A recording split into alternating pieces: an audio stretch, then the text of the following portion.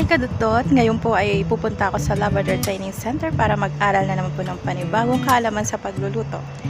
So, para sa inyo to. So, samahan niyo po ako. Tara na!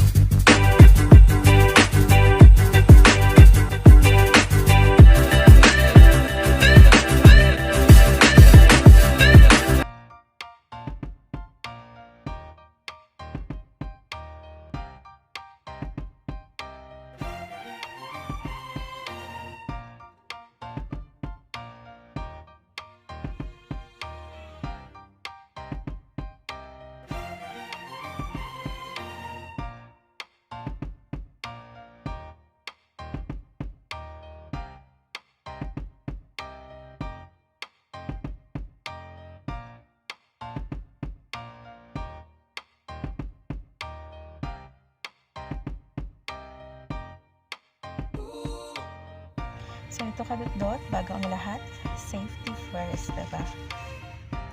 Kailangan mag-mask, hindi pa rin safe. So, nandito ako ngayon sa sasakyan, sa Sayara, kung tawagin sa Arabic.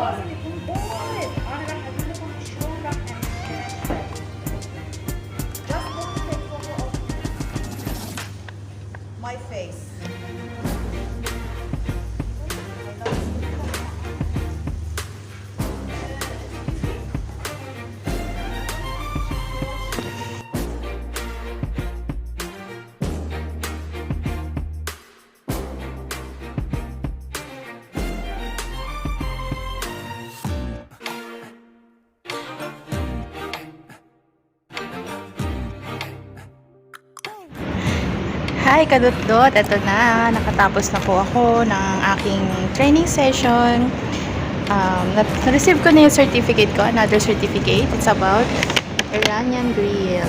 Ayan. So maraming salamat kay Chef Shazna Abbas Ali. Ayan. Thank you very much, Chef. Second time ko na siyang naging chef. Nung first time ko dito, siya yung chef namin nga sa Iranian dish. So ngayon, nagkita kami ulit. So, ito na po. Yan. Another certificate. So, napakadali lang po nung pagluluto nun. Mga ginigrill lang naman siya lahat. Preparation lang yung matagal. Lalo na yung marination. Kasi, kailangan one day before. So, kung kailangan mo siya bukas, ngayon pa lang i-marinate mo na siya. Kasi mas masarap kasi siya pag full yung yung oras ng 24 hours siya pag marinate mo kasi nagsisink in talaga dun sa meat yung lasa. Yun ang sinabi ni Chef, kaya talagang kailangan matagal yung marination niya. So ako na lang naiwan, nakauwi na yung mga kasama ko. May mga kasama rin akong madam. Hindi ako nagkakamali, 3 silang madam. Tapos kami ay 5 Filipina, di ba? Ang saya, dami kong classmate ngayong araw na ito. So, napaka gandang experience, no? So, salamat sa Laboratory Training Center. Wala pa yung driver ko. So, I'm still here waiting for him. Ipapakita ko lang ito ang yan yung niluto ni Chef kanina na sample. So, papatikin ko yung kay aking hotel and I hope na gusto ko. So, another kaalaman, napaka-gandang kaalaman yan. Thank you talaga. And I hope nagustuhan nyo rin guys yung aking vlog for today. So, I want to share it lang with you kung ano nangyari sa akin dito sa Qatar. So, this is it, another training. Hindi ako nagkakamali. Pangatlo na yata ito, no? Sabi niyo ako pangalan. Kasi una, Iranian dish. Third day niya. Oh, no, pang-apat na pala. Iranian dish, nauna. Sunod is Jordanian dish. Followed by traditional rice, pork rice, traditional pork rice, and then now is Iranian Grill. Ayan. Salamat po. Until next time. Hope nagustuhan yung vlog ko. Maraming salamat mga Kadudot. God bless us all. Thank you.